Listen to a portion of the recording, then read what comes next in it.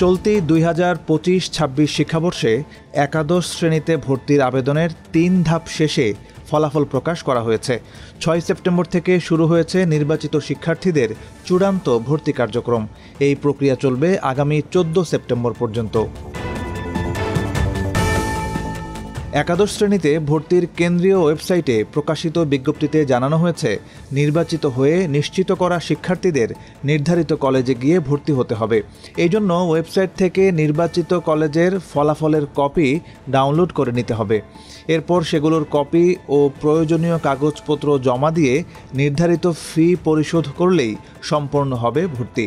আগামী 15 সেপ্টেম্বর থেকে একাদশ শ্রেণীর ক্লাস শুরু হবে বলে বিজ্ঞপ্তিতে জানানো হয়েছে। ভর্তি নীতিমালা অনুযায়ী এমপিওভুক্ত প্রতিষ্ঠানে ঢাকা মেট্রোপলিটন এলাকায় বাংলা ও ইংরেজি ভার্সনে ভর্তি ফি নির্ধারণ করা হয়েছে 5,000 টাকা।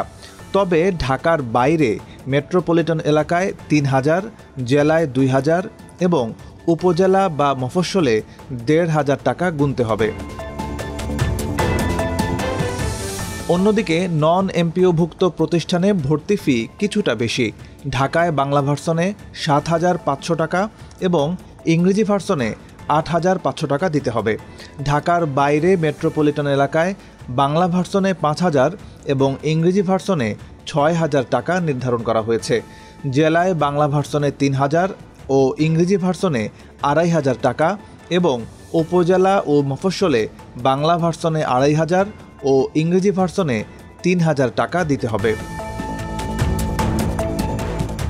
এছাড়া ভর্তি পরবর্তী কলেজ পরিবর্তনের ক্ষেত্রে বোর্ডের অনুমতি ছাড়া কোনো শিক্ষার্থীকে ছাড়পত্র বা টিসি দেওয়া যাবে না।